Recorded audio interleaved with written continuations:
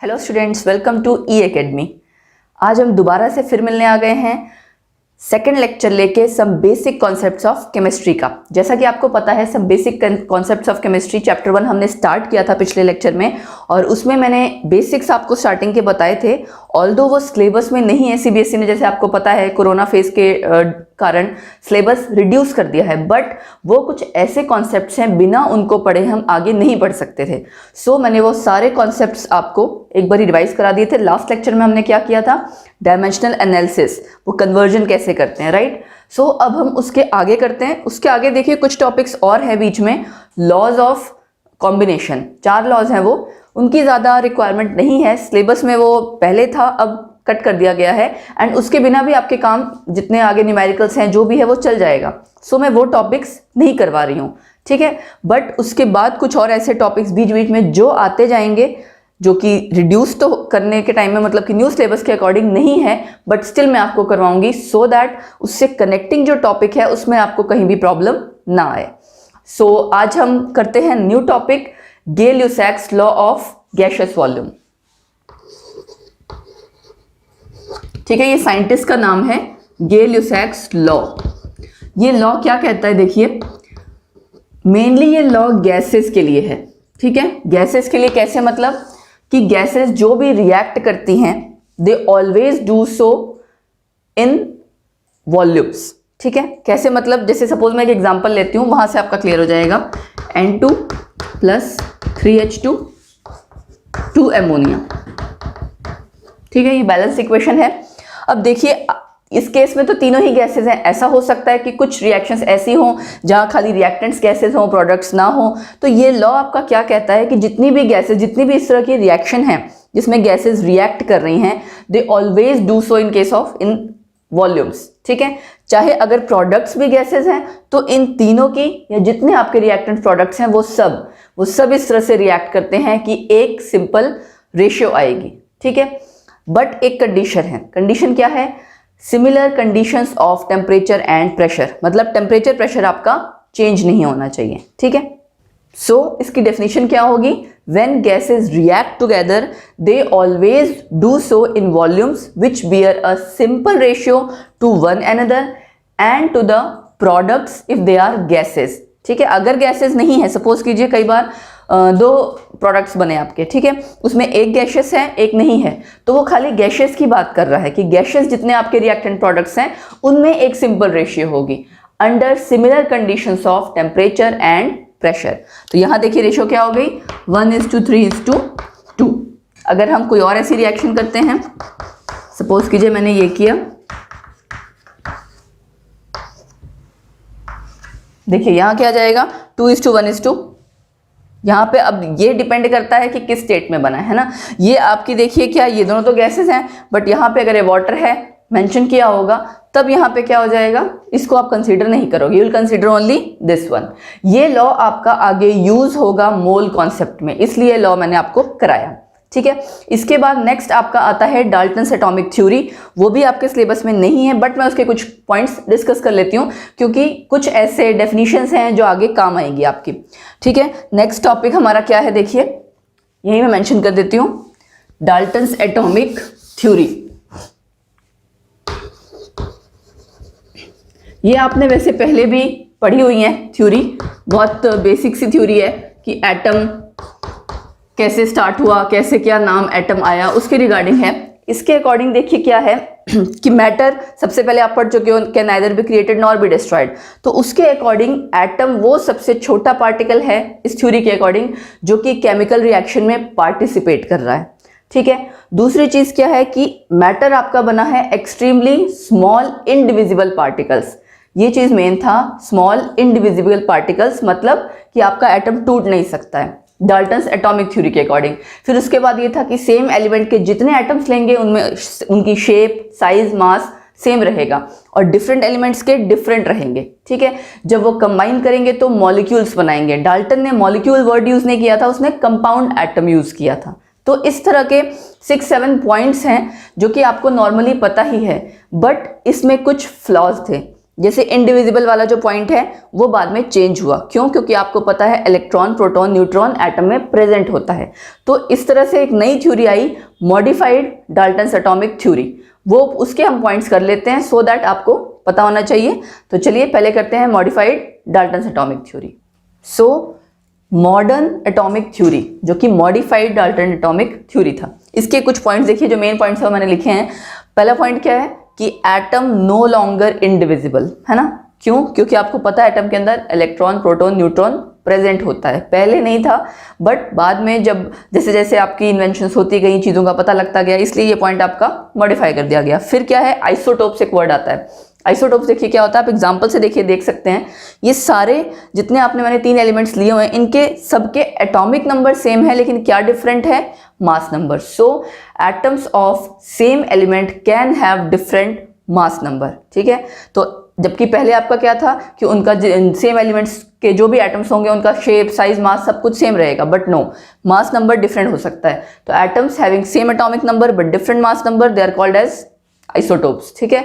Then isobars, atoms of different elements having different atomic number but same mass number. यहाँ पे atomic number आपका same था, मास number different था, ये उसका उल्टा है, एटॉमिक नंबर डिफरेंट है, मास नंबर सेम है, ठीक है? तो ये आपके हो गए आइसोबार्स। उसके बाद आता है कि एटम्स जब भी कंबाइन करते हैं एक दूसरे से, कंपाउंड्स बनाएंगे, तो वो एक रेशियो में करते हैं। तो पहले ये कहा जाता था कि वो सिंपल रेशियो होगी, बट इट इज नॉट। क्यों? क्योंकि हमने कई ऐसे एग्जाम्पल देखे, जैसे शुगर है C12H22O11, अगर आप इसकी रेशियो देखें 12:22:11, ये एक होल नंबर रेशियो तो है बट सिंपल रेशियो नहीं है। सो हम क्या कह सकते हैं कि वो रेशियो फिक्स्ड होती है, but it can not be simple. हो सकता है कभी सिंपल हो, कभी ना हो। उसके बाद लास्ट आपका पॉइंट, ये वो है जो मेन पॉइंट्स हैं जस्ट, ठीक है? एटम आपका, ये वाला पॉइंट आपका सेम रहा, smallest particle that can take part in a chemical reaction, ठीक है?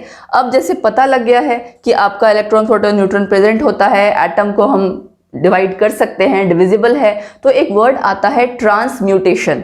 अगर न्यूक्लियर केमिस्ट्री के अकॉर्डिंग आप देखें तो एक न्यूक्लियस आपका कन्वर्ट हो सकता है दूसरे न्यूक्लियस में। अब ये न्यूक्लियस का क्या मतलब है? जैसे सपोज कीजिए यूरेनियम 238 है, ठीक है? तो आप इसमें चेंजेस करके with the help of beta particle, alpha particle, ठीक है, ये जो मास नंबर है ये आप चेंज करवा सकते हो। मास नंबर भी चेंज होता है और एटॉमिक नंबर भी चेंज होता है। तो क्या कहेंगे हम? Process of inter conversion of one nucleus into another, ये आपका कहलाता है ट्रांसम्यूटेशन। जस्ट एक एक्स्ट्रा पॉइंट है दैट आई टोल्ड यू, क्योंकि ये पॉइंट्स आपके आए थे इंडिविजुअल वाले, ठीक है? इस वजह से मैंने आपको ये पॉइंट भी डिस्कस कर दिया। अब नेक्स्ट आपका आता है एवोगैड्रो हाइपोथेसिस, जिस पे बेस्ड आगे फिर आपकी आगे आएगा Avogadro number and then mole concept. तो पढ़ते हैं अब Avogadro hypothesis. So Avogadro hypothesis से पहले एक और हाइपोथेसिस आया, वो क्या था? एक साइंटिस्ट ने दिया था, बर्जीलियस हाइपोथेसिस। इन्होंने क्या किया, गेल-यूसैक्स लॉ का जो आपका कॉन्सेप्ट था और डाल्टन्स एटॉमिक थ्योरी, दोनों को क्लब करके अपना हाइपोथेसिस दिया। अब देखिए पहले तो आप ये समझिए, हाइपोथेसिस, लॉ या प्रिंसिपल, इसमें फर्क क्या है? हाइपोथेसिस आपका एक गेस होता है, या आप ये कह सकते हो आप अपने पॉइंट सामने रखते हो, ठीक है? बट जब वो कंफर्म हो जाता है फिर वो बनता है लॉ या प्रिंसिपल। तो दोनों में फर्क है। इन्होंने क्या कहा? Equal volumes of all gases under similar conditions of temperature and pressure contain equal number of atoms. अब आप देख सकते हैं कि यहाँ गेल-यूसैक्स लॉ आ रहा है, और डाल्टन्स एटॉमिक थ्योरी भी क्या कहती थी कि जब एटम कंबाइन करते हैं तो सिंपल रेशियो में कंबाइन करते हैं। तो इन्होंने ये चीज थ्योरी, ये हाइपोथेसिस दिया। तो बट एक एग्जांपल लेते हैं हम, H2+Cl2 2HCl। अब इसके अकॉर्डिंग क्या हुआ? अगर हम कह रहे हैं कि सारे वॉल्यूम्स में रिएक्ट करते हैं और एक रेशियो होती है सिंपल, तो देखिए 1 वॉल्यूम 2 वॉल्यूम, ठीक है? तो क्या कहता है ये? Volume of equal volume of all gases contain equal number of atoms. So इसकी रेशियो क्या हो गई? 1:1:2। लेकिन बर्जीलियस के अकॉर्डिंग क्या हुआ कि यहाँ पे n एटम्स, इसके n एटम्स होंगे, है ना? इसके भी n एटम्स और इसके 2n एटम्स। अब सपोज कीजिए अगर मैं इसको डिवाइड कर देती हूं बाय 2n, ठीक है? तो यहाँ पे क्या आ जाएगा? हाफ, यहाँ पे भी हाफ आ जाएगा, यहाँ पे 1 आएगा। अब हाफ एटम तो एग्जिस्ट करता नहीं है, तो यानी ये आपका हाइपोथेसिस कैंसल आउट हो गया। इसको सॉल्व किया एवोगैड्रो ने इटालियन साइंटिस्ट। एवोगैड्रो ने जस्ट एक चेंज किया है पूरी डेफिनेशन में। क्या किया है? Equal volumes of all gases under similar conditions of temperature and pressure contain equal number of molecules. अब देखिए, अगर मैं यहाँ मॉलिक्यूल्स लिख देती हूँ तो उससे क्या चेंजेस आएगा? मॉलिक्यूल मतलब यहाँ हाफ मॉलिक्यूल है ना, या आगे हम मॉलिक्यूल्स की बात करते जाएंगे। तो हाफ मॉलिक्यूल का मतलब क्या होता है? One atom. और हमें पता है एटम वन एग्जिस्ट कर सकता है, हाफ एटम नहीं एग्जिस्ट कर सकता। सो आपका जो आपका नया हाइपोथेसिस आया एवोगैड्रो का, उसमें क्या चेंज किया हमने? यहाँ पे खाली मॉलिक्यूल्स। ठीक है, मैं यहाँ मेंशन कर दे रही हूँ, अदरवाइज आपकी पूरी डेफिनेशन सेम है। मॉलिक्यूल्स किसके केस में? Avogadro hypothesis. एवोगैड्रो हाइपोथेसिस भी आपका फर्दर मोल कॉन्सेप्ट में अप्लाई करने के लिए, और इसकी एप्लीकेशंस बहुत इंपॉर्टेंट है। तो क्या डेफिनेशन हो गई इसकी? Equal volumes of all gases under similar conditions of temperature and pressure contain equal number of molecules. ठीक है, जब आप स्टोइकियोमेट्री की बात करते हो वहां पे इसका रोल आएगा।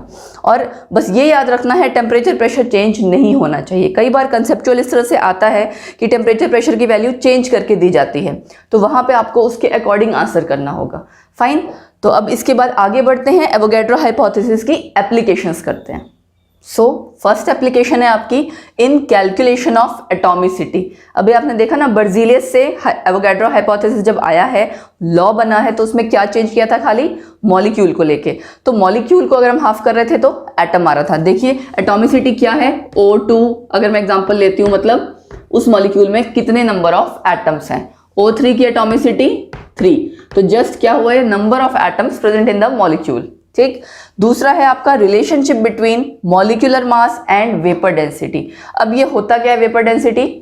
यही कर देती हूं मैं। वेपर डेंसिटी आपका होता है density of gas with respect to density of hydrogen. ठीक है, इसका यूज करते हुए हम रिलेशन निकालेंगे। एक डेंसिटी क्या होता है हमारा? मास बाय वॉल्यूम, है ना।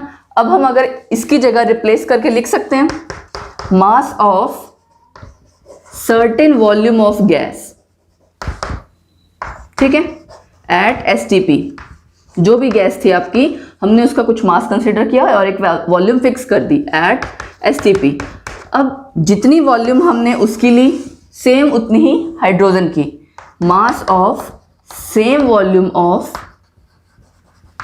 H2 at STP।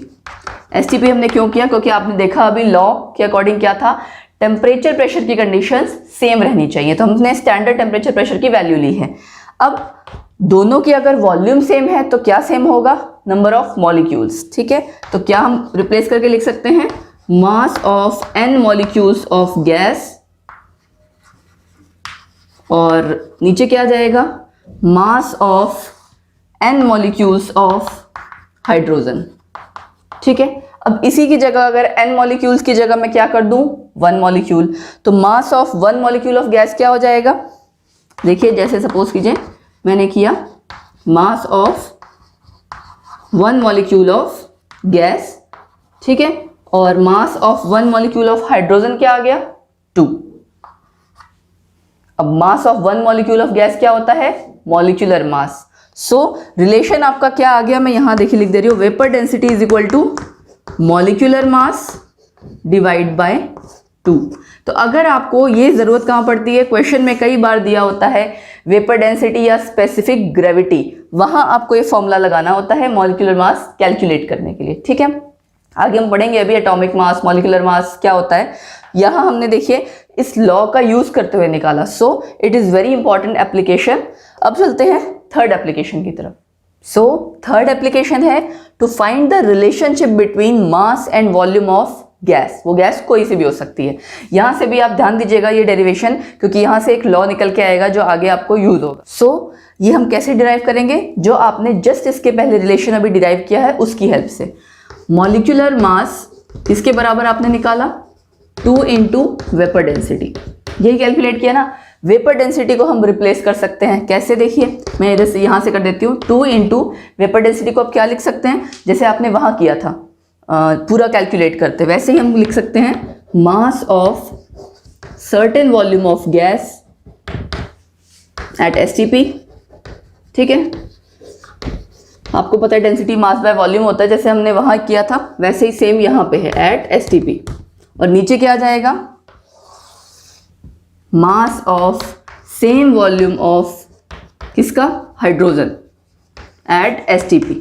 ठीक है, अब वॉल्यूम अगर हम फिक्स कर दें दोनों की, ये भी तो कर सकते हैं, सर्टेन वॉल्यूम सेम वॉल्यूम की जगह हमने क्या ले लिया, 1 लीटर ले लेते हैं, तो 2 into mass of 1 litre of gas at STP, of gas at STP. ठीक है, और नीचे क्या आ जाएगा देखिए, मास ऑफ 1 लीटर ऑफ किसकी आ जाएगी, हाइड्रोजन एट एसटीपी। अब ये वैल्यू ऑलरेडी कैलकुलेटेड है एंड दैट इज 0.089। ठीक है, अब आप इसको जब कैलकुलेट करोगे तो आपकी वैल्यू आ जाती है 22.4 into mass of 1 litre of gas at STP. इसका मतलब क्या हुआ, एट एसटीपी इसका मतलब क्या हुआ, molecular mass is equal to 22.4 litres of gas at STP, है ना। मतलब किसी भी गैस का अगर आप मॉलिक्यूलर मास लोगे तो वो वॉल्यूम से जब आपको कोरिलेट करना होगा वो वैल्यू होगी 22.4 लीटर्स। आप जब रिएक्शन लिखते हैं, रिएक्शन में गैसियस रिएक्टेंट प्रोडक्ट्स दोनों होते हैं, है ना। जब आप आगे अब मोल कॉन्सेप्ट करोगे ना, वहाँ पे क्वेश्चंस आएंगे, ये चीज़ आपको तब ज़्यादा क्लियर होगी कि हमारे पास हमारा इसका यूज़ क्या है, कि वॉल्यूम और मास को हमें क्यों कोरिलेट करना पड़ रहा है। ठीक है, स्टोइक्योमेट्री जब आपकी यूज़ होती है कि आपको कैलकुलेट करना हो, जैसे आपने 10th क्लास में किया होगा डेफिनेटली, कि कितने amount of carbon dioxide release होगी, ग्राम्स के केसेस में किया होगा, मास मास रिलेशनशिप में, ऐसे यहाँ पे मास वॉल्यूम रिलेशनशिप के रिगार्डिंग क्वेश्चन आएगा। ठीक है, तो ये आपका लॉ बन गया, क्या है लॉ का नाम, ग्राम मॉलिक्यूलर वॉल्यूम लॉ। ठीक है, ग्राम मॉलिक्यूलर वॉल्यूम लॉ, जिसको शॉर्ट में कह दिया जाता है जीएमवी लॉ। ठीक है, जीएमवी लॉ। अब इस लॉ के अकॉर्डिंग क्या होगा कि कोई भी आपकी जो गैस है उसका मॉलिक्यूलर मास हमेशा इक्वल होगा 22.4 litres of that gas at STP.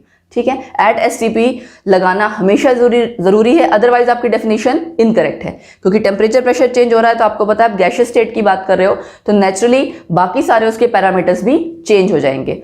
तो अब ये लॉ हो गया। ठीक है, इसके बाद अब आगे बढ़ते हैं, तो नेक्स्ट टॉपिक है हमारा रिलेटिव एटॉमिक मास। अब एटॉमिक मास, मॉलिक्यूलर मास, नाम से पता लग रहा है जो आप एटम ले रहे हो उसका मास या मॉलिक्यूल कंसीडर कर रहे हो उसका मास, बट ये रिलेटिव वर्ड क्यों है। देखिए, स्टार्टिंग में कई सारे पैरामीटर्स रखे गए, कभी हाइड्रोजन के साथ कंपेयर करके, कभी ऑक्सीजन के साथ, बट वो चीज़ें वर्क नहीं करी ड्यू टू मेनी रीजंस। तो फाइनली कार्बन 12 आइसोटोप कंसीडर किया गया फॉर रेफरेंस। तो यानी रिलेटिव एटॉमिक मास का मतलब क्या हो गया कि हम कंपेयर कर रहे हैं कार्बन 12 आइसोटोप के एक एटम के मास से। सो जिस भी एटम को आप कंसीडर कर रहे हो, number of times of that atom which is heavier then N atom of carbon 12 isotope. ठीक है, तो ये आपका हो गया रिलेटिव एटॉमिक मास। अब इसी एटॉमिक मास को मैं दोबारा रिपीट कर देती हूँ डेफिनेशन, नंबर ऑफ टाइम्स लिख भी देती हूँ, in fact number of times N atom which is heavy, ये मैंने डेफिनेशन देखिए शॉर्ट में लिखी है, हो सकता है कहीं आप लोगों को जब थ्योरी में लिखना होगा वहां पे हेल्प होगी, बट अदरवाइज सिर्फ पता होना जरूरी है कि एटॉमिक मास को हम क्या कहते हैं या मॉलिक्यूलर मास कैसे होगा। ठीक है, एग्जांपल से आपको ज्यादा क्लियर हो जाएगा। Number of times N atom which is heavier then N atom of carbon 12 यानी कि C12 आइसोटोप। तो ये कंपैरेटिव आपका एक तरह से एटॉमिक मास निकला है, इसीलिए C12 रिलेटिव वर्ड यूज किया। ठीक है, C12 के साथ कंपेयर करते हुए। अब अगर इसी एटॉमिक मास को मैं ग्राम्स में एक्सप्रेस कर दूं तो क्या बन जाएगा, ग्राम एटॉमिक मास। ठीक, एग्जाम्पल लेते हैं अब। जैसे सपोज कीजिए ऑक्सीजन लिया मैंने। ठीक है, ऑक्सीजन का एक एटम है, इसका मास कितना होता है 16। अब एक चीज़ और है, आपको एटॉमिक नंबर्स पता होने चाहिए, एटलीस्ट फर्स्ट 20-30 के, फर्स्ट 30 एलिमेंट्स के तो आपको एटॉमिक नंबर पता ही होने चाहिए, as well as their masses. Question जब आएगा मोल कॉन्सेप्ट के फर्स्ट 30 का तो देखिए आपको आना ही चाहिए, उसके बावजूद जो आगे के एलिमेंट्स हैं उसमें जो फेमस एलिमेंट्स हैं हो सके तो उनके एटॉमिक मासेस भी आप याद कीजिए, क्योंकि कई बार कई एग्जाम्स में, ज़रूरी नहीं खाली सीबीएसई, किसी और एग्जाम में कई बार मास मेंशन नहीं होता है। सो कुछ जैसे एग्जांपल्स हैं, ब्रोमीन हो गया, कॉपर हो गया, इस तरह की चीज़ों के आप मासेस याद करके रखिए, ठीक है। तो ऑक्सीजन का आपका होता है 16U, 1 एटॉमिक मास यूनिट, ठीक है, ऐसे लिखते हैं इसको 16U। अगर इसको आप ग्राम्स में मेंशन कर दोगे तो क्या बन गया 16 ग्राम। तो इसीलिए एटॉमिक मास ऑफ ऑक्सीजन क्या हो गया 16। और अगर O2 होता वो मॉलिक्यूल होता, बच्चे कंफ्यूज कर जाते हैं एटम और मॉलिक्यूल में। ये एटम है ऑक्सीजन, O2 है आपका मॉलिक्यूल। मॉलिक्यूल का मास आपका क्या हो जाएगा, इसका मतलब क्या है कि 2 एटम्स हैं, है ना, 2 × 16, तो यानी कि आपका उसके अकॉर्डिंग आंसर चेंज हो जाएगा। यूजुअली बच्चे कंफ्यूज करते हैं एटम और मॉलिक्यूल में। अब जैसे रिलेटिव एटॉमिक मास है, ऐसे ही होता है रिलेटिव मॉलिक्यूलर मास, ठीक है। मॉलिक्यूलर मास की डेफिनेशन में क्या हो जाएगा, वहां पे भी कंपैरेटिव स्टडी ही है, किसके साथ, कार्बन 12 आइसोटोप के साथ ही, कि आपका जो भी एटम, जैसे आप एटम कंसीडर कर रहे थे वैसे ही मॉलिक्यूल कंसीडर करोगे, ठीक है। तो अब करते हैं रिलेटिव मॉलिक्यूलर मास और उसी तरह से ग्राम मॉलिक्यूलर मास, फिर दोनों को हम करेंगे कंपेयर, उससे आपको क्लियर हो जाएगा कि हमें कैसे कैलकुलेट करना है। सो रिलेटिव मॉलिक्यूलर मास, रिलेटिव मॉलिक्यूलर मास से पहले आपको 2 टॉपिक्स और हैं। हमने जैसे म्यू लिखा था ना, म्यू, उसको हम अगर कंप्लीट करके लिखे तो वो होता है एटॉमिक मास यूनिट, AMU। अभी क्या है कुछ नहीं, जस्ट वही कंपैरिजन है आपका C12 आइसोटोप के साथ। So it is equal to 1/12 of mass of an atom of C12 isotope. Same चीज ही है, बस कई बार डेफिनेशन पूछी जाती है, व्हाट इज 1 AMU, है ना, what is atomic mass unit, इस वजह से आपको पता होना चाहिए। फिर एक और चीज आती है फ्रैक्शनल एबंडेंस, इसके न्यूमेरिकल कभी कभार आते हैं, आपको नाम से पता लग रहा होगा कि कितनी फ्रैक्शन में वो प्रेजेंट है। किसकी बात करें, सपोज कीजिए आइसोटोप्स हैं, अब हम कंसिडर करते हैं जैसे क्लोरीन का 35 एंड 37। क्या बताया था मैंने, isotope, same atomic number different mass number, same atomic number हो गया डिफरेंट मास नंबर। तो आपके ये दोनों आइसोटोप्स हो सकता है अलग अलग अमाउंट में प्रेजेंट हो नेचर में। जैसे सपोज कीजिए ये है आपका 0.755 एंड वो है 0.245। तो इसका एवरेज मास क्लोरीन का कैसे निकलेगा आपका, अगर मैं एवरेज मॉलिक्यूलर मास निकालना चाहूँ, ठीक है, तो आप 35 इंटू क्या करोगे 0.755 प्लस 37 इंटू 0.245, ये पूरा कैलकुलेट करके जो मास आएगा वही मास आप कंसीडर करते हो, दैट इज 35.5। ये वैल्यू आपकी आती है 35.49, जिसको कि अप्रॉक्स करके आप लेते हो 35.5। तो फ्रैक्शनल अबंडेंस क्या हो गया, number of times of that atom, जिसका कि कोई पर्टिकुलर आइसोटोप की आप बात कर रहे हो कि वो नेचर में प्रेजेंट हो, उसकी कितनी फ्रैक्शन प्रेजेंट है, दैट इज फ्रैक्शनल अबंडेंस। कभी कभार इसका न्यूमेरिकल आता है, इस वजह से मैंने आपको ये टॉपिक बता दिया। उसके बाद then next relative molecular mass, same वैसे ही है जैसे वहां पे क्या था, number of times of an atom which is heavier than in comparison to C12 isotope, same इसका भी यही होगा, नंबर ऑफ टाइम्स। यहाँ पे फर्क क्या आ जाएगा, एटम की जगह मॉलिक्यूल आ जाएगा। Number of times molecule of any substance is heavier then 1/12 mass of the carbon 12 isotope, same definition है। और सेम अगर मैं इसको एक्सप्रेस कर दूं ग्राम्स में तो क्या हो जाएगा, ग्राम मॉलिक्यूलर मास, ठीक है। वैसे मैक्सिमम जब आपको न्यूमेरिकल्स करना होता है ग्राम्स में ही यूज करना होता है, एंड वो ऑब्वियस है। जैसे अगर मैं मॉलिक्यूल उस टाइम बात करी थी ना ऑक्सीजन की, ऑक्सीजन एटम 16 ग्राम और O2 16, 2 एटम्स हो गए ना, कितना हो जाएगा 32, ठीक है। इसी तरह O3 40, इस तरह से आपका चेंज होता जाएगा। सपोज कोई दूसरा मॉलिक्यूल लेते हैं H2O में इसका 2, ऑक्सीजन का 16, तो 18 म्यू आपका हो गया रिलेटिव मॉलिक्यूलर मास, और उसको मैं एक्सप्रेस कर दूं ग्राम्स में तो 18 ग्राम्स। जैसे वहां पे 1 ग्राम एटम था, यहाँ पे 1 ग्राम मॉलिक्यूल। तो ये चीज आप ध्यान रखिए। 2-3 चीजें हैं, सपोज कीजिए वो मैं मेंशन कर देती हूँ आपको, वो आपको हमेशा ध्यान रखना है। 1 ग्राम एटम, 1 ग्राम मॉलिक्यूल क्या चीज है, ठीक है। हाफ ऑफ द बोर्ड पे मैं लिख रही हूँ, देखिए 1 ग्राम एटम किसी भी चीज का किसके बराबर है, ग्राम एटॉमिक मास के, ठीक है। ये क्यों बता रही हूं मैं, क्योंकि ये न्यूमेरिकल्स में यूज होगा। कई बार बोला जाता है 1 gram atom of oxygen, 1 gram atom of chlorine, तो हमें पता नहीं लगता है कि 1 ग्राम एटम का क्या मतलब है, ठीक। सेम क्या है, 1 gram molecule, that is gram molecular mass. जिस भी चीज का आप कंसीडर कर रहे हो, कंसीडरिंग मॉलिक्यूल होना चाहिए, ये एटम के केस में, ये मॉलिक्यूल के केस में। क्लियर। फिर एक वर्ड आता है आपका फॉर्मूला मास। ठीक है, फॉर्मूला मास कुछ नहीं है, ये सेम है मॉलिक्यूलर मास, बस फर्क क्या है, आयनिक कंपाउंड्स के केसेस में ये यूज होता है। मतलब हमने जस्ट टर्म चेंज कर दी है। क्यों? क्योंकि आयनिक कंपाउंड्स में देखिए आयंस बन जाते हैं, जब हम सॉल्यूशन में डालते हैं, वो जो भी आपका कंपाउंड है आयंस में वो ब्रेक डाउन हो जाता है। तो आयंस के केस में वर्ड आ जाता है फॉर्मूला मास यूनिट, है ना, इस वजह से फॉर्मूला मास वर्ड आ गया। ठीक, अदरवाइज कैलकुलेट आपने सेम करना है, जैसे NaCl है, आयनिक कंपाउंड है, Na का जो आपका मास है प्लस Cl का मास, सेम वैसे ही कैलकुलेट करोगे आप।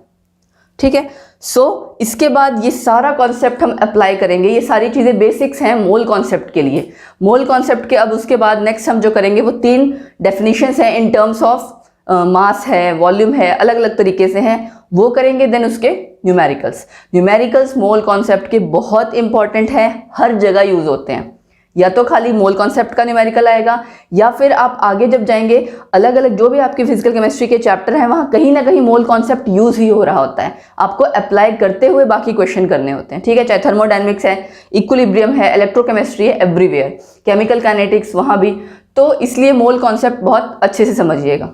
सो हमारा नेक्स्ट टॉपिक है मोल कॉन्सेप्ट।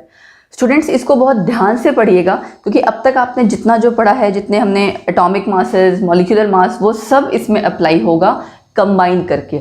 अब बात आती है इसमें सबसे पहले एक वर्ड आता है एवोगैड्रो नंबर। ठीक है, वो कर लेते हैं क्योंकि उसका रिलेशन है आगे। एवोगैड्रो नंबर देखिए है क्या, ये तो एक वैल्यू है जो हम सब जगह यूज कर रहे हैं, है ना। एवोगैड्रो नंबर कितनी, 6.023 इंटू 10⁻23। अब अगर इसको डिफाइन करना होगा तो हम क्या कहेंगे, it is defined as number of Avogadro number of atoms present in, आप कह सकते हो 1 gram atom of the element, या फिर 1 gram molecule of the substance. ठीक है, मैंने क्या बताया था कि 1 ग्राम एटम एटॉमिक स्टेट के लिए हम यूज करते हैं, 1 ग्राम मॉलिक्यूल मॉलिक्यूलर स्टेट के लिए करते हैं। ठीक है, तो उसी से रिलेट करके हमें एवोगैड्रो नंबर पे भी ध्यान देना है, और जिस भी चीज में एवोगैड्रो नंबर ऑफ एटम्स है वो उसका 1 मोल है, या एवोगैड्रो नंबर ऑफ मॉलिक्यूल्स है वो भी उसका 1 मोल है। मोल कॉन्सेप्ट देखिए आपके 2-3 तरह से, मैंने आपको कहा था रिलेशन में रहेगा। इन टर्म्स ऑफ मास आप एक्सप्रेस कर सकते हो, इन टर्म्स ऑफ एवोगैड्रो नंबर कर सकते हो, और तीसरा है इन टर्म्स ऑफ वॉल्यूम। ये थर्ड वाला आपका ओनली गैसेस के केस में है, क्योंकि आपको पता है जब हम गैसेस की बात करते हैं तो हम कंसीडर करते हैं वॉल्यूम। ठीक है, तो एवोगैड्रो नंबर चलिए देखते हैं, पहले एवोगैड्रो नंबर करते हैं उसके बाद mole. So it is defined as number of atoms present in 1 gram atom of the element. अब देखो यहां मैंने ग्राम एटम कहा है तो एलिमेंट आएगा। ठीक है, और number of molecules present in 1 gram molecule of the substance. Correct. दूसरी चीज क्या है, एवोगैड्रो नंबर ऑफ एटम्स किसके इक्वल हम मानेंगे, मतलब number of atoms equal to 1 mole in case of atomic state, और number of molecules in case of molecular state. ठीक है, तो अगली चीज अगर हम कहें 1 मोल किसके बराबर है, क्या आप कहोगे, substance containing Avogadro number of atoms or molecules is called as 1 mole। Very simple. Actually mole एक वो यूनिट है कि हम ये कह सकते हैं केमिस्ट के लिए है, पार्टिकल्स को या जिस भी चीज को आपको काउंट करना है उस चीज के लिए हम मोल वर्ड यूज करते हैं। ठीक है, अब इसके बाद चलिए पढ़ते हैं मोल कॉन्सेप्ट 3 अलग अलग टर्म्स में, इन terms of mass, in terms of number यानी कि एवोगैड्रो नंबर, और वॉल्यूम। सबसे पहले इन टर्म्स ऑफ मास क्या कहेंगे हम, 1 mole is equal to gram atomic mass in case of number of, अगर आप in case of atomic state आप कह सकते हो ग्राम एटॉमिक मास, ब्रैकेट में मैं लिख दे रही हूं इन केस ऑफ एटॉमिक स्टेट। बच्चे कई बार देखिए गलतियां करते हैं, एटॉमिक स्टेट और मॉलिक्यूलर स्टेट में कंफ्यूज करते हैं। ठीक है, वो भी चीज मैं आपको यहां साथ के साथ क्लियर करूंगी। 1 मोल हो गया ग्राम atomic mass in case of atomic state, या फिर और क्या बोलोगे आप, ग्राम मॉलिक्यूलर मास, ठीक है, इन case of molecular state. Simple. In case of molecular state. Example एक अब हम लेंगे, एग्जाम्पल से आपको क्लियर हो जाएगा कि क्या मतलब है।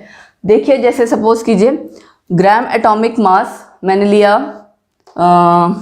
हाइड्रोजन नहीं, कुछ और लेते हैं, ऑक्सीजन का ग्राम एटॉमिक मास यानी ये उसका क्या हुआ, एटम, तो इसका मास कितना हुआ 16 ग्राम एटॉमिक मास इसका हो गया। अब ऑक्सीजन को ही आप अगर मॉलिक्यूलर स्टेट में लोगे तब आप क्या करोगे 16 इंटू 2 32 ग्राम, ठीक है। क्योंकि कुछ एटम्स देखिए आपको पता है कि मोनो एटॉमिक हैं, वो आपके मोनो एटॉमिक मतलब कि एक ही एटम है, उसी फॉर्म में वो एग्जिस्ट करते हैं।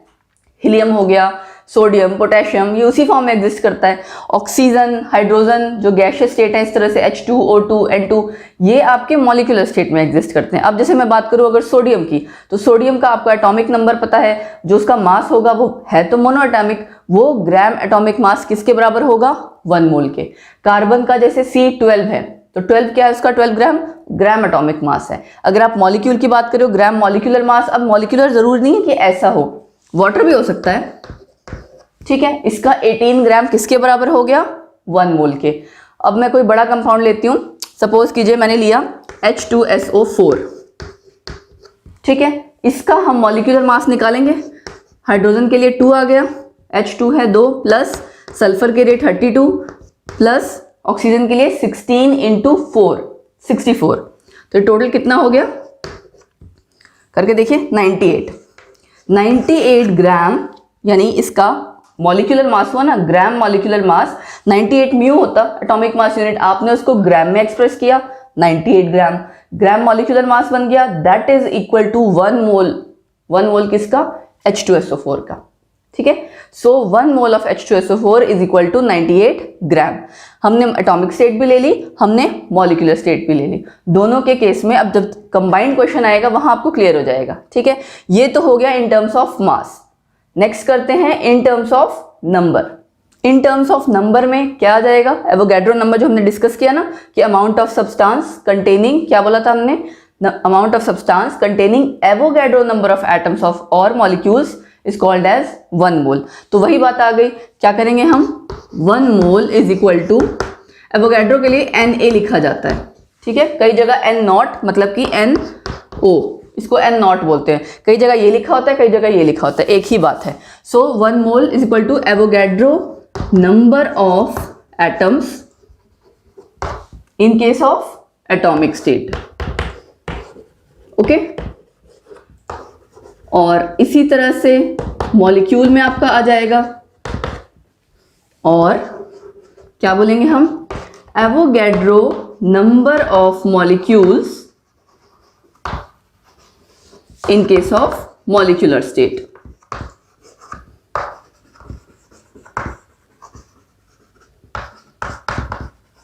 ओके। अब क्या बात आई, जैसे कि यहाँ पे मैंने आपसे कहा था ना कि हम एग्जाम्पल में, जैसे ऑक्सीजन है, ऑक्सीजन आपको पता है हमेशा मॉलिक्यूल के फॉर्म में ही एग्जिस्ट करता है, इंडिविजुअल एटम नहीं एग्जिस्ट करता। तो आपको अगर क्वेश्चन में सपोज कीजिए पूछा जाता है calculate number of atoms and molecules in, जितने भी आपको दिए होंगे मोल्स ऑफ ऑक्सीजन, तो पहले आपको पता है ऑक्सीजन मॉलिक्यूलर फॉर्म में एग्जिस्ट कर रहा है, आप पहले क्या निकालोगे मॉलिक्यूल्स, मॉलिक्यूल में फर्दर एटम आएंगे। जैसे सपोज मैं एग्जांपल लेती हूं H2 का, ठीक है। H2 में अगर मैं खाली H ले रही हूं, वो किसके बराबर होगा, एवोगैड्रो नंबर ऑफ एटम्स, यानी कि 6.023 इंटू 10⁻23 नंबर ऑफ एटम्स। लेकिन जब बात मॉलिक्यूल की आ रही है, इसमें क्या होगा, एवोगैड्रो नंबर ऑफ मॉलिक्यूल्स, यानी कि 10⁻23 into 6.023 into 10⁻23 number of molecules, ये किसके बराबर हुआ 1 मोल ऑफ H2 के, है ना। अब मॉलिक्यूल्स तो इसमें इतने हैं, लेकिन एटम्स कितने हैं, एक, ये आपका एक मॉलिक्यूल हुआ ना H2, एक मॉलिक्यूल में कितने एटम दिख रहे हैं 2, तो इतने मॉलिक्यूल में कितने एटम्स होंगे, इसका ट्वाइस कर दोगे, क्या लिख सकते हो आप इसको 2 into 6.023 into 10⁻23 number of atoms. I hope आपको क्लियर हो गया होगा। कभी भी कोई ऐसा कंपाउंड आए जो कि मॉलिक्यूल है, तो उसमें आप पहले मॉलिक्यूल्स निकालोगे, मॉलिक्यूल में फर्दर एटम्स निकालोगे, क्लियर। ऐसे ही सेम आपका O2 का हो जाएगा, N2 का हो जाएगा, किसी का भी जिसका पूछा जाए, ठीक, उसके अकॉर्डिंग आप निकालोगे। क्लियर हो गया। ये हो गया second case in terms of number. वहां हमने बात की एवोगैड्रो नंबर ऑफ एटम्स की, एवोगैड्रो नंबर ऑफ मॉलिक्यूल्स की, जैसी स्टेट है उसके हिसाब से। तीसरा आपका आएगा इन terms of volume. So in terms of volume क्या होगा इन केस ऑफ गैसेस, बाकी नहीं होगा, ठीक है। क्या बोलेंगे हम, 1 mole is equal to 22.4 litres of any gas at HTP। क्यों हम ऐसा कह रहे हैं, क्योंकि सपोज कीजिए मैं कार्बन डाइऑक्साइड गैस की बात कर रही हूँ, उसका 1 मोल लो, ऑक्सीजन गैस है उसका 1 मोल लो, किसी का भी अगर आप लोगे, अगर वॉल्यूम के टर्म्स में आप बात कर रहे हो, उस गैस का 1 मोल इक्वल होगा 22.4 litres of that gas at STP, ठीक। Amount of gas which has 22.4 litres of 4 litres at STP, ठीक है। या फिर आप इसको ये कह सकते हो 1 mole is equal to 22.4 litres of any gas at STP। अब 1 मोल CO2 का, CO2 कैसे गैसियस फॉर्म में क्या किसके इक्वल होगा 22.4 लीटर। ये वॉल्यूम के टर्म्स में है, लेकिन सेम चीज को हम मास के टर्म्स में भी कर सकते हैं। मास के टर्म्स में देखिए क्या होगा, कार्बन का 12 और ऑक्सीजन का 16 + 16 32, यानी कि 44 ग्राम। तो अब जब आपको क्वेश्चंस कंबाइन करके आएंगे तो आप रिलेट कर सकते हो 44 ग्राम ऑफ CO2 किसके बराबर है 22.4 लीटर के। अगर पूछ लिया जाए 10 ग्राम 11 ग्राम किसके बराबर होगा, तो आप कैलकुलेट कर सकते हो, करेक्ट। यानी आपको 1 मोल को तीनों चीज को कोरिलेट करते हुए क्वेश्चन पूछा जाएगा। कैसे, ये देखिए 1 मोल आपको मास के भी अकॉर्डिंग देखना होगा, एटम है मॉलिक्यूल है, ठीक है, वॉल्यूम के अकॉर्डिंग भी देखना होगा और नंबर्स के अकॉर्डिंग भी देखना होगा। 3 चीज के अकॉर्डिंग आपको चेक करना होगा। दूसरी बात यह है कि अगर आयनिक कंपाउंड है उसके केस में क्या आ जाएगा, ग्राम फॉर्मूला मास, है ना, तो वहां पे gram formula mass, formula units, इस तरह से चीजें आपकी चेंज हो जाएंगी, ठीक है। ये बात हो गई पूरी मोल कॉन्सेप्ट की। अब इसके आगे करते हैं हम इसके क्वेश्चंस करने से आपको ज्यादा क्लियर होगा। सो calculate mass of 1 atom of silver. अब इसमें एक चीज मैं क्लियर करना चाहूंगी, जैसे हम ये लिखते हैं Ag, आप लोग क्या सोचते हैं, बच्चे क्या सोचते हैं कि ये 1 एटम है। नो, ये आपने Ag का जस्ट सिंबल लिखा है, ठीक है, वो 1 एटम नहीं है। अभी हमने क्या किया, देखिए 1 मोल ऑफ Ag अगर हम कोरिलेट करना चाहें, अब ये आपको पता है गैसेस तो है नहीं, है ना, सॉलिड के फॉर्म में है, तो यानी हम थर्ड वाला इन टर्म्स ऑफ वॉल्यूम अप्लाई नहीं कर सकते, लेकिन बाकी दोनों कर सकते हैं। तो क्या करेंगे, 1 mole of Ag is equal to gram atomic mass of Ag, ठीक है, किसके बराबर है 108 ग्राम। या फिर हम क्या कहेंगे, किसके बराबर होगा ये 1 mole of Ag, Avogadro number of atoms of Ag, Avogadro number of atoms. अब इसको अगर ये दोनों आप ये इसके इक्वल भी लिख रहे हो, इसके इक्वल भी लिख रहे हो, इसका क्या मतलब है कि आप इनको आपस में कोरिलेट कर सकते हो, ठीक है। क्या करेंगे फिर हम 6.023 into 10⁻23 number of atoms of silver किसके बराबर है 108 ग्राम के। इतने सारे एटम्स 108 ग्राम के बराबर है, एक एटम का मास कितना होगा, यही करते हैं ना हम यूनिटरी मेथड में। इतने एटम्स 108 ग्राम के हैं तो 1 एटम कितने के इक्वल होगा, क्या करेंगे हम 1 एटम ऑफ सिल्वर 108 डिवाइड में आपका एवोगैड्रो नंबर आ जाएगा, ठीक, और ये आपका कैलकुलेट करके आएगा अप्रॉक्स 1.79 इंटू 10⁻22 ग्राम। अब आप देखिए अगर आप खाली इसके हिसाब से कर लेते कि Ag मतलब सिल्वर 1 एटम, तब तो आप आंसर 108 ग्राम निकाल देते। बट एक्चुअल में क्या देखा हमने इसमें, कोई भी आपको क्वेश्चन है पहले चेक करो एटॉमिक स्टेट है या मॉलिक्यूलर स्टेट, फर्स्ट स्टेप कर लिया। उसके बाद आपने जो जो चीजें क्वेश्चन में गिवन है उसके हिसाब से आपने कैलकुलेट करना है। अभी आगे कुछ क्वेश्चंस आएंगे ऐसे कि आपको ये नहीं पता लगेगा कि हमें, जैसे बच्चे यूजुअली क्वेश्चन पूछते हैं कि हम in terms of mass calculate करें, in terms of number calculate करें, तो जैसा क्वेश्चन होगा उसको समझते हुए हमें कैलकुलेट करना होता है। जैसे यहाँ पे देखिए आपको कुछ मेंशन तो था नहीं, यहाँ कहा था 1 एटम ऑफ सिल्वर का निकालना है मास, और कुछ नहीं गिवन था, हमें मास और नंबर दोनों का यूज करना पड़ा। ऐसे ही बहुत बार कुछ अगर गैसेस का केस है वहां पे हो सकता है वॉल्यूम मास का यूज करना पड़े या वॉल्यूम नंबर का यूज करना पड़े। ठीक है, तो नेक्स्ट क्वेश्चन करते हैं। मोल कॉन्सेप्ट के देखिए मैं आपको काफी क्वेश्चंस कराने की पूरी कोशिश करूंगी सो दैट आपकी प्रैक्टिस हो जाए। ठीक है, चलिए नेक्स्ट क्वेश्चन करते हैं। क्वेश्चन क्या है देखिए, how many atoms and molecules of sulphur are present in 64 gram of sulphur. अब नॉर्मली जब आप सल्फर की बात करते हो आप लिखते हो खाली सेम वही चीज आ गई S, है ना, बट एक्चुअल में सल्फर एग्जिस्ट करता है मॉलिक्यूल के फॉर्म में। देखिए क्या है S8, ऐसे ही फॉस्फोरस है, फॉस्फोरस आप क्या लिखोगे खाली P, बट एक्चुअल में फॉस्फोरस एग्जिस्ट करता है P4 की फॉर्म में। तो ये बेसिक नॉलेज है जो हमें पता होनी चाहिए, जिसकी वजह से क्या होता है क्वेश्चन आपको आता भी होगा तो आप प्रॉपर अटेम्प्ट नहीं कर पाओगे, राइट, सिर्फ एक छोटी सी मिस्टेक की वजह से। तो एटम्स भी पूछे हैं और मॉलिक्यूल्स भी पूछे हैं इन 64 ग्राम ऑफ सल्फर मॉलिक्यूल। ये अंडरस्टूड है बट मॉलिक्यूल वर्ड देखिए क्वेश्चन में नहीं लिखा है ना। सॉल्व करते हैं अब इसको। क्या करेंगे, फिर से वही करेंगे हम, 1 मोल ऑफ सल्फर मॉलिक्यूल लिखो या S8 लिख लो। ठीक है, क्योंकि आपको पता है कि वो एक मॉलिक्यूलर फॉर्म में एग्जिस्ट कर रहा है। तो हम क्या करेंगे, एक सल्फर एटम का 32 है मास, 8 इंटू 32 इज इक्वल टू कितना आ गया 256 ग्राम। ये आपका आ गया 1 मोल ऑफ S8। ठीक है, मॉलिक्यूलर स्टेट में आपको देखिए निकालना है एटम्स और मॉलिक्यूल्स दोनों। अब ये मॉलिक्यूलर स्टेट में है तो पहले इसमें क्या निकलेंगे मॉलिक्यूल्स, उसके बाद उसमें निकलेंगे एटम्स। क्या करेंगे फिर हम, 256 ग्राम ऑफ सल्फर मॉलिक्यूल या S8 मॉलिक्यूल किसके बराबर है, ये इसका मॉलिक्यूलर मास था ना, किसके बराबर होगा ये, Avogadro number of molecules is equal to Avogadro number of molecules. हमेशा आपको ऐसे ही लिखना है क्योंकि क्या होता है जल्दबाजी में क्वेश्चन गलत हो जाता है, शॉर्ट में अगर करना चाहोगे कई बार गलत हो जाता है। हमेशा इस तरह से लिख के देखो, चाहे बेशक रफ में करो। 256 ग्राम आपका एवोगैड्रो नंबर के बराबर है। पूछा कितने के लिए था, 64 ग्राम। 64 ग्राम ऑफ S8 मॉलिक्यूल किसके बराबर होगा, 6.023 इंटू 10⁻23 डिवाइड में जाएगा 256 मल्टीप्लाइड बाय 64। ठीक है, ये आपका कट जाएगा, कैलकुलेट करके आपका आएगा 1.506 इंटू 10⁻23 नंबर ऑफ मॉलिक्यूल्स। अब ये यहां बाद में लिखना जरूरी है, नंबर ऑफ मॉलिक्यूल्स, करेक्ट।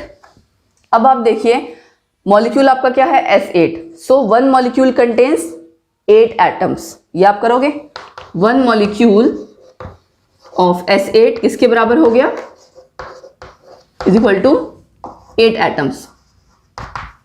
तो इतने मॉलिक्यूल्स किसके बराबर होंगे, क्या कर दोगे आप, 8 से multiply. So what will you do, 1.506 into 10⁻23 को आपने 8 से मल्टीप्लाई किया, मल्टीप्लाई करके आपका कैलकुलेट करके आ जाता है, सपोज कीजिए 1.2048 इंटू 10⁻23 नंबर ऑफ एटम्स। ठीक है, एक ही क्वेश्चन में देखिए आपने क्या कैलकुलेट किया, पहले मॉलिक्यूल क्योंकि वो मॉलिक्यूलर स्टेट में था, फिर मॉलिक्यूल में आपने देखा कि उसमें क्या है 8 एटम्स हैं, तो आपने जितने मॉलिक्यूल्स कैलकुलेट किए थे उसको 8 से मल्टीप्लाई कर दिया। ठीक है, आई होप इस क्वेश्चन से काफी कुछ क्लियर हुआ होगा, इसीलिए मैंने इस तरह का क्वेश्चन लिया। सेम इसी तरह का क्वेश्चन आपका P4 के लिए यानी फॉस्फोरस के लिए आ सकता है, N2 के लिए आ सकता है, किसी भी चीज के लिए आ सकता है। तो आपने ध्यान देना है कि क्वेश्चन किसके रिगार्डिंग पूछा हुआ है, मॉलिक्यूल या एटम। चलिए नेक्स्ट क्वेश्चन करते हैं हम, एक आयनिक कंपाउंड का क्वेश्चन करते हैं, वो आपको क्लियर हो जाएगा जहां ग्राम फॉर्मूला मास की बात आ जाएगी या फॉर्मूला यूनिट्स की बात आ जाएगी। सो क्या है question, calculate number of atoms of constituent elements in 53 gram of sodium carbonate. पहले तो हमें पता है सोडियम कार्बोनेट क्या है, आयनिक कंपाउंड, तो इसका क्या कंसीडर करेंगे हम, ग्राम फॉर्मूला मास, और उसमें जैसे एवोगैड्रो नंबर ऑफ यूनिट्स थी ना, ऐसे ही Avogadro number of formula units इसमें प्रेजेंट होंगी। नंबर ऑफ एटम्स निकालना है हमें किसका, of constituent elements. Constituent elements मतलब जो इस कंपाउंड को बना रहे हों। तो आप इसमें देख सकते हो क्या क्या है, सोडियम, कार्बन और ऑक्सीजन। इन्हीं तीनों का इसका मतलब ये नंबर ऑफ एटम्स पूछ रहा है। तो हम क्या करेंगे, सबसे पहले इसको मैं बोर्ड हाफ में डिवाइड कर दे रही हूँ, आधा इधर करती हूँ। देखिए 1 मोल आपका Na2CO3 का किसके बराबर होगा, शॉर्ट में लिख रही हूं मैं, ग्राम फॉर्मूला मास। ठीक है, कैलकुलेट करते हैं। सोडियम का कितना होता है 23 ग्राम, 2 इंटू 23 प्लस कार्बन के लिए 12 प्लस 16 इंटू 3, ये आपका कैलकुलेट करके आ गया 106 ग्राम। 106 ग्राम यानी किसके बराबर है, इसके 1 मोल के बराबर है ना। तो हमें लेकिन निकालना कितने में है, 53 ग्राम यानी इसके हाफ। क्या करोगे आप, 106 gram of Na2CO3 is equal to 1 mole. तो आपका 53 ग्राम जो कि क्वेश्चन में आपको गिवन है वो कितने मोल्स के बराबर होगा, हाफ। आप देख सकते हो हाफ है ना, ये क्या हो गया 0.5 मोल। अब मैंने ये मोल क्यों लिखा या मोल क्यों निकाला, जैसे हमने Ag जब लिखा था, सिल्वर लिखा था, जब हमने क्या कहा था कि ये 1 एटम नहीं है ना, ये जस्ट हमने सिंबल लिखा है। ऐसे ही अगर आप 1 मोल ऑफ सोडियम कार्बोनेट लिख रहे हो तो उसका मतलब क्या है उसमें कि ये 2 एटम्स सोडियम के नहीं है उसमें, अदरवाइज आपको कैलकुलेट करने की जरूरत क्या थी, आप सीधे कह देते 2 एटम्स इसके, 1 एटम कार्बन का, 3 एटम ऑक्सीजन के। नो, ये आपको एक्चुअली ये जो चीज दिख रही होती है रेशियो दिख रही होती है, एक्चुअल नंबर ऑफ एटम्स कुछ और हैं, जो कि आप पहले मोल्स कैलकुलेट करोगे। ठीक है, 1 मोल में आपके 1 मोल ऑफ सोडियम कार्बोनेट में आप देख सकते हो 2 मोल्स ऑफ सोडियम आयन है, 2 मोल्स हैं, ये याद रखिए। कैलकुलेट करते हैं, 1 मोल ऑफ Na2CO3 क्या है उसमें, 2 moles of Na plus ion. ठीक है, अगर 1 मोल में इतने हैं तो आपके 0.5 मोल में कितने होंगे। ठीक है, या आप ये कह सकते हो 1 मोल ऑफ सोडियम कार्बोनेट में 2 मोल्स यानी 2 इंटू एवोगैड्रो नंबर, यही मतलब हुआ। तो इसको हम कैसे लिखेंगे, 6.022 into 10⁻23 number of sodium ions. ठीक है ना, हमें नंबर पूरा देना है क्योंकि इसलिए हमने, मोल का मतलब यही होता है ना एवोगैड्रो नंबर, तो ये हमने कैलकुलेट किया 1 मोल के लिए। थे कितने हमारे पास 0.5 मोल, यानी कि हाफ कर देना है इसका। सो 0.5 मोल में कितने होंगे, क्या करोगे आप, जस्ट मल्टीप्लाई 2 इंटू 0.5 इंटू ये एवोगैड्रो नंबर में लिख दे रही हूँ, तो ये कितनी वैल्यू आपकी आ गई 2 इंटू 0.5 इंटू एवोगैड्रो नंबर, इसका मतलब एवोगैड्रो नंबर, क्योंकि ये आपका 1 आ जाएगा। सो कितना आपका आंसर आ गया, आंसर मैं यहाँ लिख रही हूँ 6 यही लिख देती हूँ 6.022 into 10⁻23 sodium ions. 53 gram of sodium carbonate में पहले आपने क्या किया, नंबर ऑफ मोल्स निकाले, वो हमारे आए 0.5 मोल। ठीक है, 1 मोल हमारा किसके बराबर आ रहा था, एवोगैड्रो नंबर ऑफ यूनिट्स होता है ना। ठीक है, तो यहाँ पे 2 यूनिट्स थी, ये 2 मोल है एक्चुअली। क्या किया हमने, 2 into 6.022 into 10⁻23 number of sodium ions, ये था आपका 1 मोल में। तो 0.5 मोल में कितना होगा, वही आपने यहाँ पे कैलकुलेट किया। अब कैलकुलेट करते हैं कार्बन के लिए, क्या बोलेंगे हम, 1 मोल ऑफ सोडियम कार्बोनेट किसके बराबर है, एवोगैड्रो नंबर ऑफ, डायरेक्ट लिख दिया मैंने, नंबर ऑफ कार्बन। ठीक है, एटम्स, यहाँ आप एटम्स लिख सकते हो। तो 0.5 मोल किसके बराबर होगा, 6.022 इंटू 10⁻23, ठीक है, इंटू 0.5, यानी आप इसका हाफ कर दोगे, कितना आ गया 3.011 इंटू 10⁻23 कार्बन एटम्स। ये आपने कैलकुलेट कर लिया कार्बन के लिए। इसी तरह किसके लिए कैलकुलेट करेंगे, ऑक्सीजन के लिए।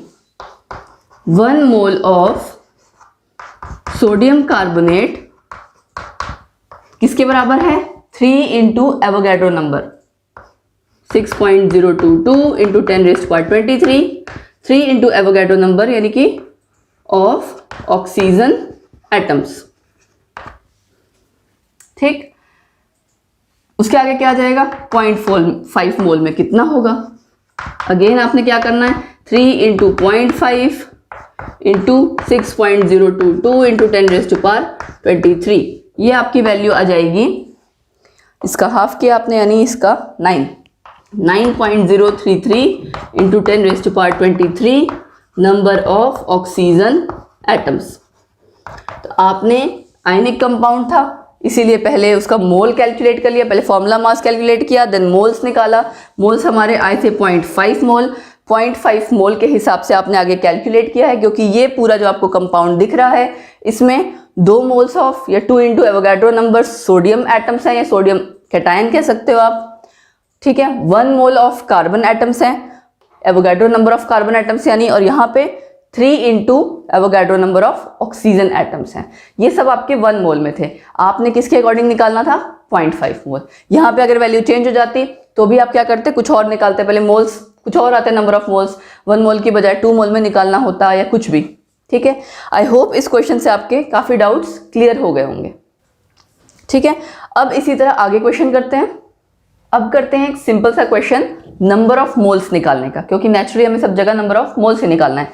क्या होता है मोल, इसका फॉर्मूला क्या होता है, गिवन मास डिवाइड में मोलर मास, है ना। ये तो मास के टर्म्स में हो गया, मोलर मास या मॉलिक्यूलर मास की आप बात कर रहे हो। एवोगाड्रो नंबर ऑफ एटम्स किसके बराबर हो जाएंगे, वो भी उसके 1 मोल के बराबर होंगे, और मॉलिक्यूल्स वाले स्टेट में वो भी 1 मोल के बराबर।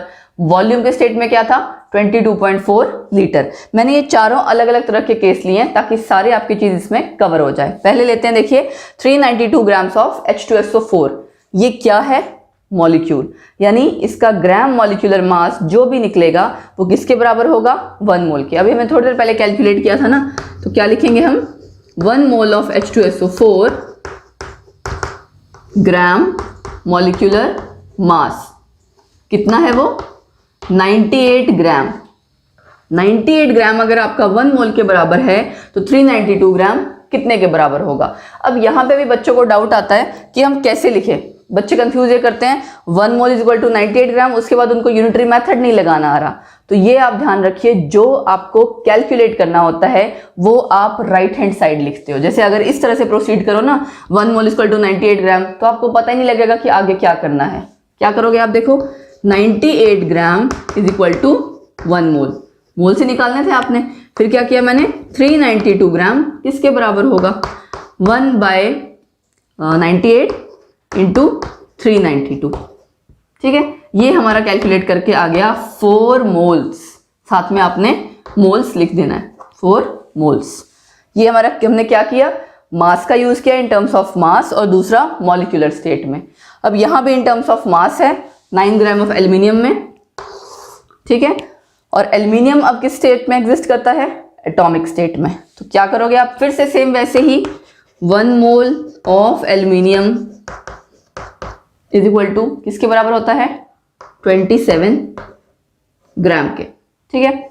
1 मोल आपका 27 ग्राम के बराबर होता है। फिर से हम इसको उल्टा करेंगे, 27 gram of aluminium is equal to 1 mole. जब आपकी प्रैक्टिस हो जाएगी ना तो आप डायरेक्टली ये चीज लिख सकते हो, फर्स्ट वाला सेंटेंस लिखने की जरूरत नहीं है, ठीक है। 27 ग्राम अगर आपका 1 मोल के बराबर है तो 9 ग्राम ऑफ एल्यूमिनियम किसके बराबर होगा 1/27 इंटू 9, क्या आ गया ये 1/3, है ना। 1/3 यानी 0.33 मोल्स, ठीक है।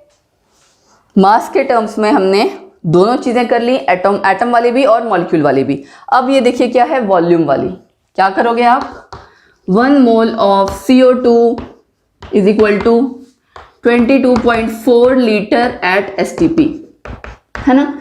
मतलब कि इतने लीटर्स आपके 1 मोल के बराबर हैं तो 44.8 कितने के होंगे। अब हमें फिर से मोल निकालना, तो हम इसको रिवर्स करके लिखेंगे 22.4 litre of CO2 is equal to 1 mole. 44.8 litre of CO2 किसके बराबर आ जाएगा 1/22.4 into 44.8, it will come out to 2 moles, ठीक। वॉल्यूम वाला केस भी हमने ले लिया। अब आता है नंबर ऑफ, यानी एवोगाड्रो नंबर का यूज करते हुए।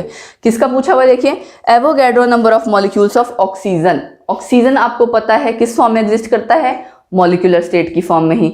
दिया भी मॉलिक्यूल हुआ है और यहाँ कहा भी यही हुआ है।